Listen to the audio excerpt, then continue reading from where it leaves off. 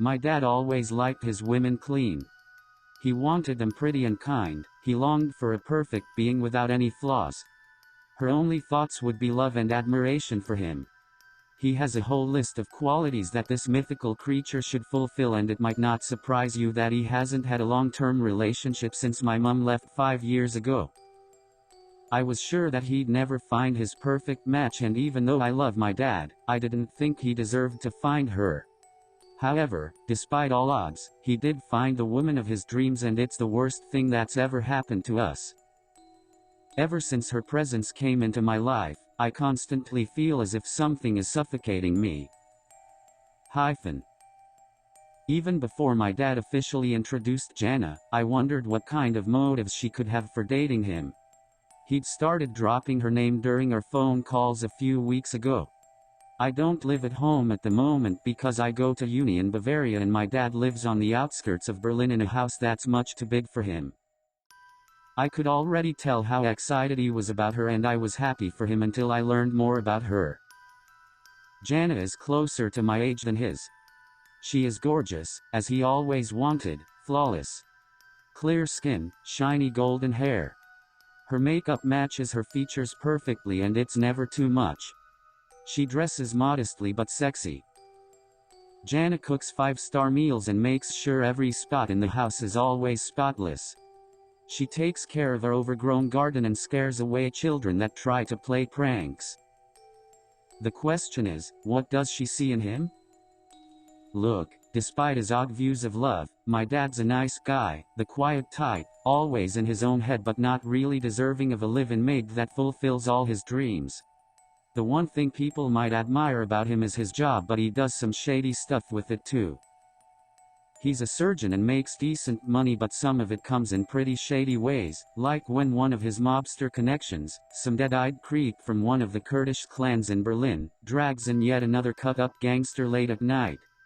Honestly, I even wondered if Jana was a present from him, but that thought is so nasty that I tried to forget about it right away.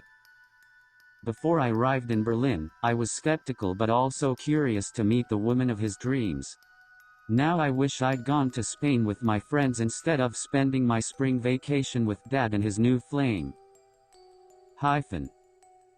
Oh my frickin' gosh, what a handsome young man, he looks just like you, Christoph. The woman with light blonde hair shrieked. She was wearing a dress that was certainly too short for Berlin's early spring weather and had her hair put up in a complicated hairstyle that looked painful. I stood in the driveway in front of my childhood home and tried to keep a smile on my face, but the situation already felt absurd. "Hi, you must be Jana." "I'm Nicholas," I nervously said. She nodded vigorously but didn't move away from the front door. Dad took a step forward, grabbed my bag, and waved me inside.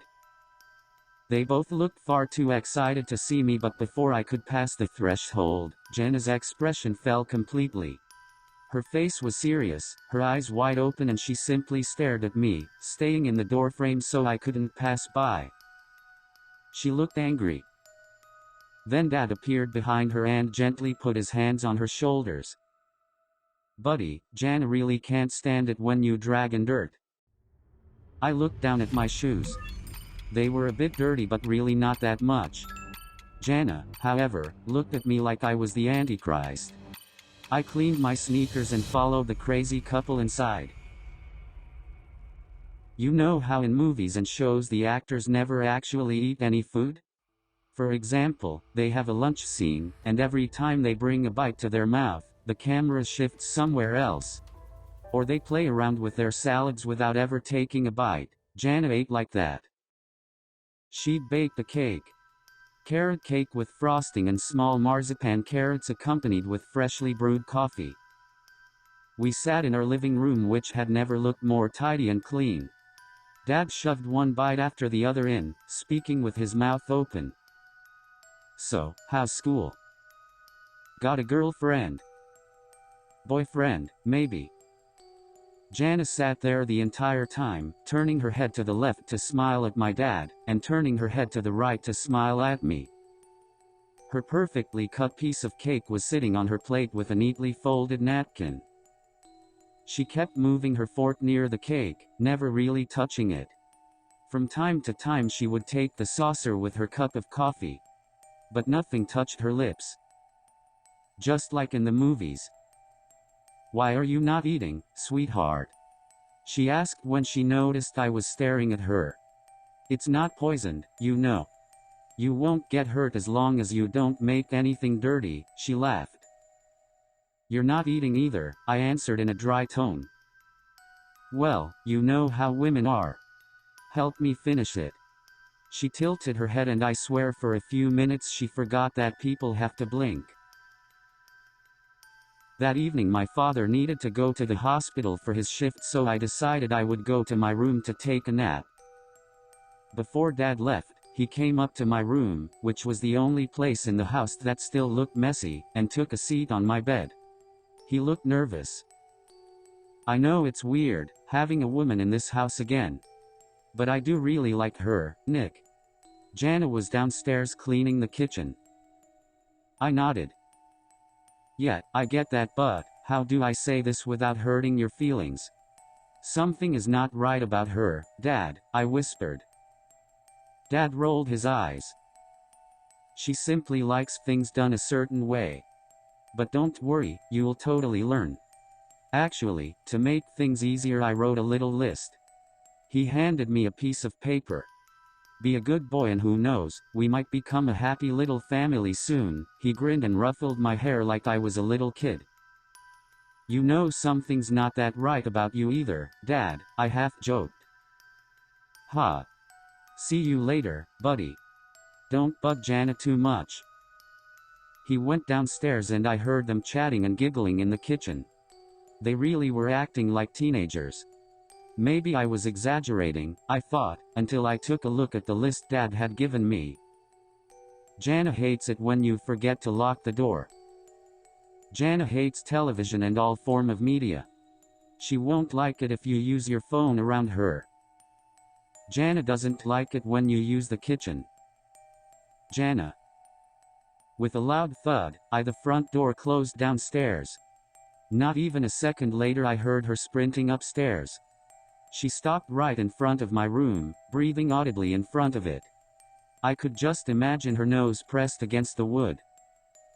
For a second I stood there frozen, too shocked by the situation. And then she started scratching the door. Jana."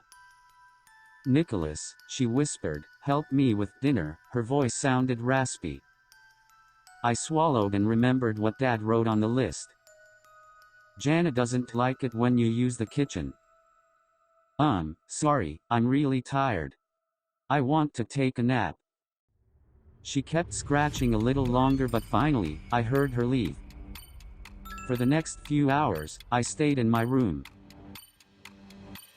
She was cooking and I'm not gonna lie, it smelled fucking delicious, but I decided I had to get out before she asked me to eat with her.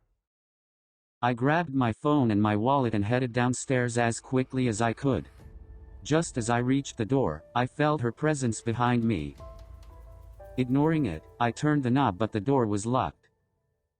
"We can't go outside. Dinner is ready." "Jana hates it when you forget to lock the door." "I'm sorry, Jana. I'm meeting friends in the city," I tried to speak confidently. "No," she spoke firmly. "Help me set the table." We had a very awkward dinner where she didn't eat but instead watched me the entire time. She wouldn't even give me a knife and fork to eat with. We were both using spoons for our pasta and for the meat. I was counting the seconds and finally, the door unlocked from the outside. My dad was home again. "I'm back. What are M2 favorite people up to?" We heard him call into the house. Jenna's eyes opened wide and she jumped up to go and greet him with a big hug. I went back to my room, wondering why the hell I didn't grab my bag and leave for the train station. It was as if something was keeping me here. Not just the locked door. Nighttime came and the house turned quiet. I stayed in my room, the only place that felt somewhat normal, until I had to go to the bathroom. I kept it in for longer than I'd like to admit. I'm 22 years old, in my own home with my father and some young woman. Why was I feeling so paranoid? I collected my confidence, went out into the hallway and remembered why I was feeling so freaked out. Jana was standing by a window in the hall, her face pressed against the glass. When she heard me, she turned her head and made inaudible noises. The voice hardly escaped her mouth, her lips were pressed tightly together, she pulled them with her fingers but only muffled sounds came out. I took a step back but she grabbed my arm. With her sharp fingernails, she started scratching deep into my flesh. I tried to pull away but she was holding me tightly. What the fuck? I shrieked. Dad. Jana, sweetie, don't scare my boy. He'll leave again soon, he said in a voice that seemed far too calm. Of course not, honey. Do you want a late-night snack? Both of you maybe? You can help me make it, Nicholas. Suddenly her voice was back. No, thanks, I mumbled. She smiled at me and turned around to go downstairs. Unsure what to make out of the situation, I ran to my dad's bedroom, trying my best to convince him that we needed to get the hell away from Jana. Dad looked at me for a while but then he smiled. She's just some sweet girl. How could she be dangerous? I held up my arm, the one she had just turned bloody, and finally I saw some look of fear on my dad's face.